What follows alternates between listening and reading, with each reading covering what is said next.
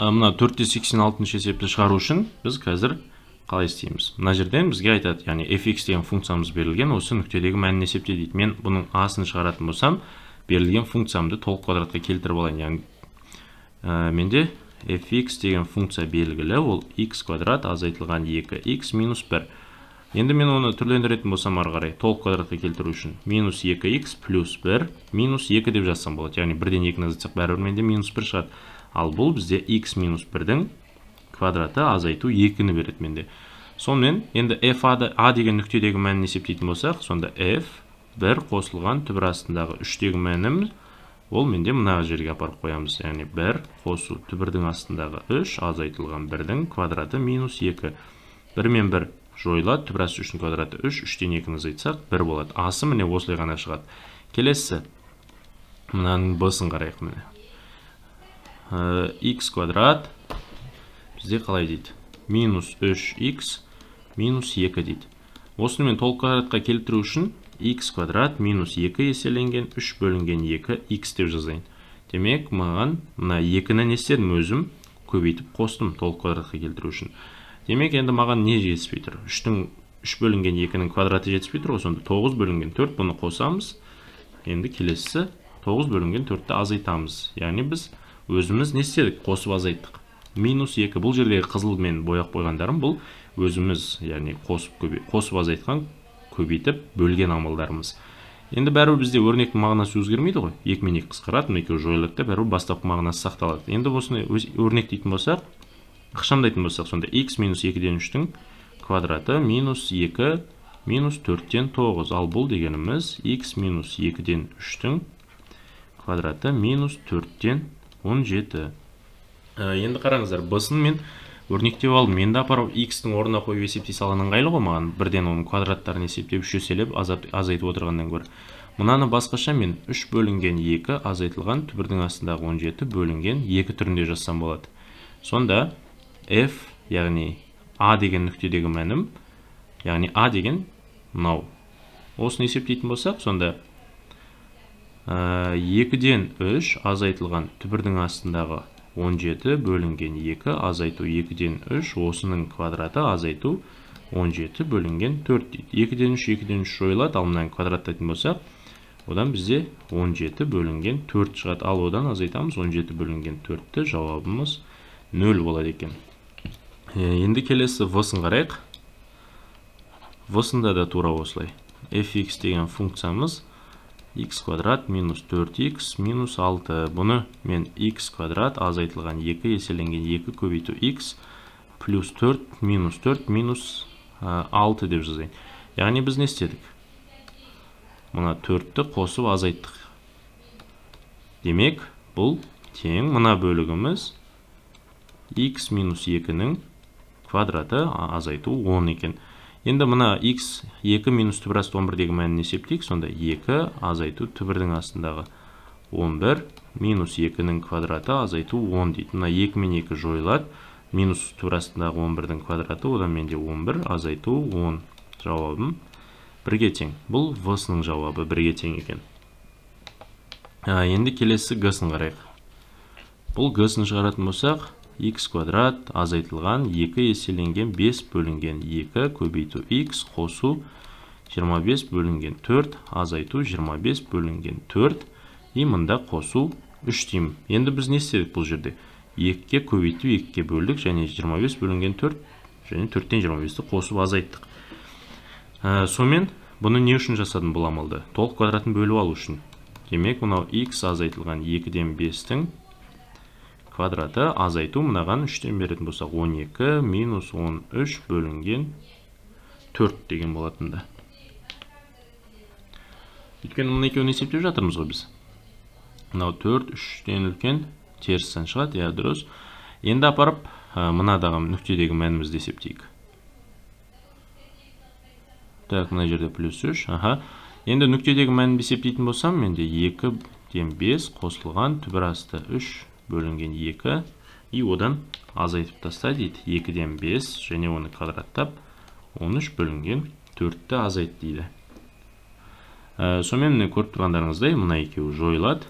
Мынаны квадраттасақ алымынан 3 бөлімінен 4 шығады. Азайту 13 бөлінген 4. Ал бұл минус 10 бөлінген 4. Сонда минус 5 бөлу 2-ке тең болады. Бұл есебімізде 4-86. Енді мысалға алдағы уақытта есептерді шығаратын кезде сіздерге мынандай формула келсе, формула емес, жалпы сіздерге берілген теңдеулеріңіз мына түрде болса. Теңдеу емес, жалпы өрнектеріңізді мынандай түрде болатын болса, түбір астындағы А плюс минус түбір асты Б, оның арнайы мынандай формуласы бар екен. Сонымен міне 4-99. Біз осы формуланы бізге айтады, мында дәлелдеңіздер дейді, бірақ қарасаңыздар, дәлелдеуі мына жерде келтіріліп тұр бізде. Мынаның дәлелдеуі жоғарыда көрсеңіздер болады, қалай дәлелденгенін. Ал біз оны дәлелдемейміз қазір. Бірден есеп шығаруға кірісейік. Яғни біріншісінен 7 қосылған түбірдің астындағы 24 дейді. Менде А дегеніміз 7-ге, ал Б 24-ке тең. Енді осы формуламды пайдаланайын. Яғни түбірдің астында А плюс дейді. Яғни 7 қосылған түбірдің астындағы А-ның квадраты 49, азайту 24 бөлінген 2 дейді. Ортасы плюс болса, бұл плюс таңбасын сақтайды дейді. Плюс түбірдің астында 7 азайту, мында 49, азайту 24 бөлінген 2. Арғара есептейтін болса, 49-дан 24 азайтса 25, одан 5 шығады. Сонда 7 плюс 5 бөлу 2, түбірдің астында, одан плюс түбірдің астында 7 азайтылған 5 бөлінген 2. Мұны екеуін қоссақ 12, 12-ні 2-ге бөлсек, түбірдің астындағы 6 қосылған 1 деген шығады екен. Яғни міне сіздердің берілген түбір астындағы 7 қосу түбір асты 7-нің түбірдің астындағы мәні ол түбір асты 6 плюс 1-ге тең екен. Бізде осы формуланы пайдалана саламыз. Келесі мынау В-сы деген тура осылай ортасы минуспен болады. Онда біз В-сын шығарайық. Яғни А дегеніміз 5-ке, В-мыз 24-ке тең екен. Апар орнына қоятын болсақ, сонда біріншісінен А плюс түбірдің астындағы 25 азайту 24. Мына А деп жазыппын ғой, бірден мәнін жазуым керек еді.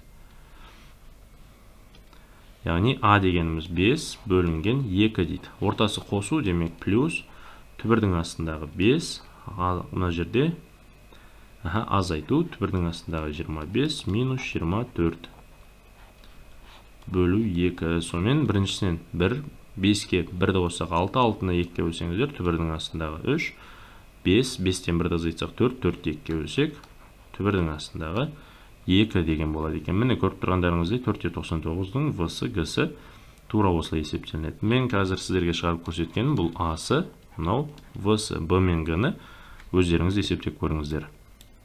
Енді келесі мына есеп бізде қалай дейді. Так, мынау былай. Бұны есептейтін болсақ, бұны әртүрлі әдіспен есептеуге болады бізде. Біз мына формуланы пайдалануымыз керек, 4-98-ді. Оны пайдалану үшін мен оны жалпы түрге келтіруім керек қой. Яғни бірінші мына жерден мынаны есептеп алайық. Осы формула арқылы мына түбірді көріп тұрсыздар ғой. Түбірдің астындағы 9 қосылған 4 түбірдің астындағы 5 деп. Бұл бізде 100-ші есептің А-сы.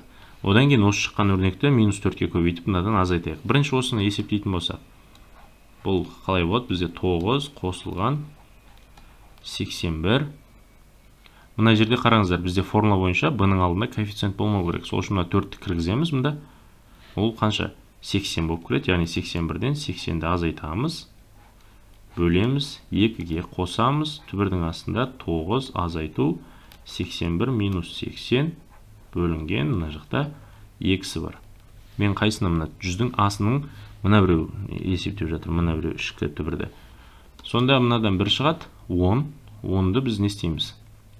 Мына жақтан түбір астындағы 9, 9-ға 1-ді қоссақ 10, 10-ды 2-ге бөлсек, түбірдің астындағы 5 шығады. Ал мына жақтан 81, 1, 9-дан 1-ді азайтсақ 8, 8-ді 4-ге бөлсек, плюс түбірдің астындағы 4. Ал бұның мәні түбір астындағы 5 қосу 2 екен. Енді қарап отырсаңыздар, енді мынаны есептеуге тура келіп тұрып. Ең бастапқысын. Азайтылған 4 еселенген, мынаны жазамыз ғой. Оның мәні неге тең болды бізде? Мынаған тең болды. Сонда түбірдің астындағы 5 азайды плюс 2. Ал бұл түбірдің астындағы 17 азайтылған 4 түбір астындағы 5 и минус 8 дейміз.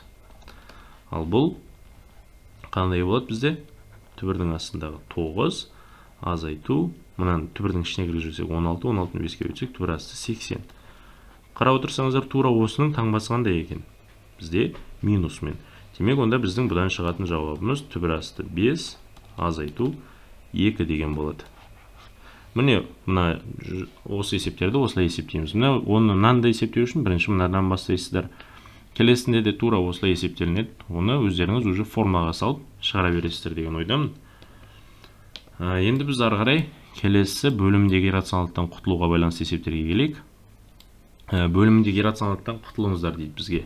Ол үшін біз не істейміз? Мысалға, 1 бөлінген түбірдің астындағы а дейді. Бізге айтады, осының бөліміндегі иррационалдықтан құтыл десе, онда біз алымында бөлімінде түбір асты аға көбейтеміз. Сонда алымым түбір асты а бөлімім аға тең, өйткені түбір астаны түбір астыға көбейтсек а шығады.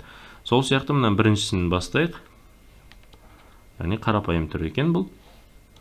3 бөлінген 2 түбір асты 6 дейді. Бұны есептейтін болсақ, алымында бөлімінде түбір асты 6-ға көбейтеміз. Сонда мұны екеуін көбейтсек, 3 түбір асты 6, ал мына жақтан 2 көбейту 6. Сонымен мына қысқарады, мұнда 2, жауабымыз түбір асты 6 бөлінген 4 деге тең болады. Келесі минус 8 бөлінген түбірдің астындағы 12 дейді. Бұны да түрлендірсеңіздер болады, немесе бірден мынаған көбейтіп кете берсек болады. Сонда бұл минус 8 түбір астындағы 12 бөлінген 12. Екеуінде 4-ке қысқартсақ 2, мынау 3. Сонда минус 2 түбір астындағы 12 бөлінген 3. Ал 12-ні мен 4 көбейту 3 деп жазатын болсам, 4-тен 2 шығады. Сонда минус 4 түбір асты 3 бөлінген 3-ке тең болады екен. Бұл 101-ші есебіміз. Келесі мына түрдегісіне қарайық. Б-сын.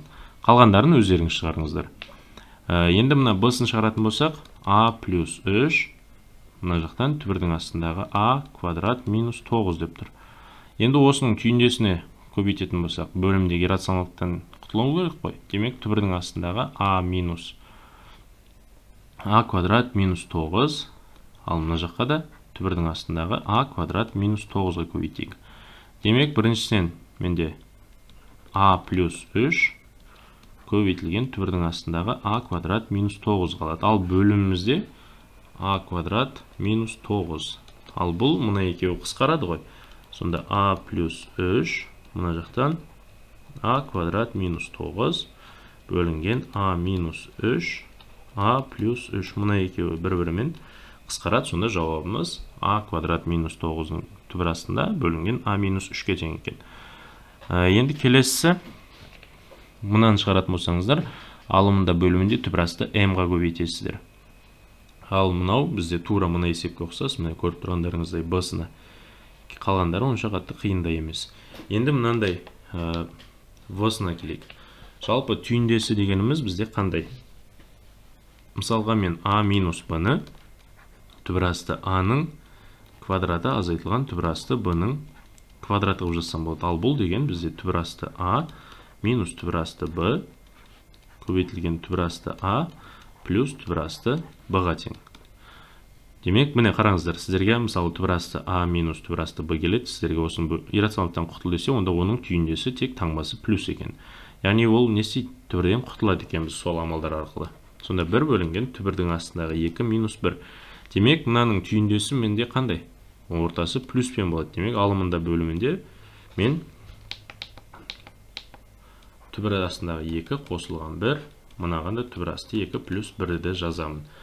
Енді алымымызда түбір асты 2 плюс 1 өзі қалады, ал бөліміміз а квадрат минус б квадрат, яғни түбір асты 2-ның квадраты 2, одан 1-ді азайтсақ, сонда бұның жауабы түбір асты 2 плюс 1 екен. Яғни мынаның иррационалдықтан құтылатын болсақ, тек ортасындағы таңбамыз плюс болады екен. Келесі 14 бөлінген 3 қосылған түбір астындағы 2 дейді. Алымында бөлімінде түйіндесі, яғни таңбасы қарама-қарсыдан азайтамыз, ортасындағы таңбасы. Демек, мынаны көбейтетін болсақ, біріншісін қалдыра берейін, жақшаны ашпай-ақ. Мынау деген 3-тің квадраты 9, одан азайтамыз 2-ні, яғни түбір асты 2-ның квадраты. Сонда мынамен мынау қысқарады, жауабымыз 2 еселенген 3 азайту түбір асты 2. Ал бұл 6 азайту 2 түбір асты 2 болады. Бұл бізде қайсысы? Мына бөлігі. Сонымен міне қалғандарды онша қатты қиын емес. Соны өздеріңіз шығарыңыздар. Мынау Г-сы да тура осылай, мынау да тура осылай. Енді мен сіздерге мына біреуін көрсетейін. Бұл да ондай қорқатын ештеңесі жоқ бұл есептің. Түбірдің астындағы А плюс 3 минус 1, минус 2 дейді. Енді онда бұның түйіндесі түбірдің астындағы А плюс 3 и плюс 2 болады. Түйіндесі дегенде мына түбірдің астындағы таңбасын өзгертпейсіздер, тек мына санға қосылып тұрған бөлігіндегіні ғана өзгертесіздер. А плюс 3 плюс 2. Алымында менде түбірдің астындағы А плюс 3 плюс 2, ал бөлімінде мынаның квадраты А плюс 3, одан азайтамыз 4-ті, яғни 2-ның квадратын. Сонда бұл А плюс 3 түбірдің астында плюс 2 бөлінген А минус 1. Міне бөлімдегі иррационалдықтан осылай құтыламыз біз. Келесі 102-ші есеп шығарғанда да бұл тура осылай есептелінеді. Бұның да ешқандай қиындығы жоқ бұл есептердің. Мына Г-сын шығарайық. Бұны шығару үшін мен бірден осы тұрған жерінде 1 минус X и мұнда 1 минус 2X деп жазайын. Мына жақтан да 1 минус X плюс 1 минус 2X деп жазайық. Сонымен көріп тұрғаныңыздай бізде міне осындай түрге келді. Енді бөлімдегі иррационалдықтан құтылатын болсақ, уже құтылдық қой. Енді көбейтіп ашатын болсақ, алым менде X, түбірдің астындағы 1 минус X қосылған 1 минус 2X. Ал бөліміміз, мынау жақшаны жабамыз, яғни мынаның квадраты 1 минус X, ал мынаның квадраты минус 1 плюс 2X деген болады. 1 мен 1 жойылады. Мына жақтан 2X-тен X азайтсақ X, мына X-тен, мына X, мынаның бәрі қысқарып кетеді. Мыналар жойылады. Жойылып кеткендерді мен қызылмен сызайын, яғни бұлар 0 болып кетті. Ал мынаны сызғандарымыз былай жасақ кішкене түсініксіздеу болып қалуы мүмкін. Онда мен былай асықпай қайтадан жазайық. Бұл X шығады менде мынау. Енді осы жерде мына X пен X-ті қысқартамыз, сонда жауабым 1 минус X қосылған 1 минус 2X деген болады. Г-сын осылай шығарамыз. Енді келесі мына бөліктерін есептейтін болсаңыздар, бұларын да біз бірінші түйіндесіне көбейтеміз. Яғни ол қалай екен қазір. Мына Б-сын бастайық. Түбірдің астындағы 2 қосылған түбір астындағы 3 дейді. Бөлінген түбірдің астындағы 2 азайту түбір асты 3. Бұның алымында бөлімінде мынаның түйіндесіне көбейтетін болса, яғни түбірдің астындағы 2 плюс түбір асты 3. Мына жақта түбірдің астында 2 плюс түбір асты 3 дейміз. Сонымен, міне көріп тұрғандарыңыздай, мынаны ары қарай есептейтін болсақ, біріншісінен менде 2 қосылған түбір асты 3-тің өзі шығады, өйткені 2 бірдей түбірдің астындағы өрнекті көбейткенде, жауабымыз сол түбірдің астындағы өрнектің өзі шығады, тек түбір астысыз. Ал мынау деген түбірдің астында 2 минус түбір асты 3, 2 плюс түбір асты 3 демек бұл 4 азайту 3. 3 деген қайдан шықты? Түбір асты 3-тің квадраты. Демек бұл 4-тен 3-ті азайтсақ 1, жауабымыз 2 қосу түбір асты 3-ке тең екен. Міне Б-сында.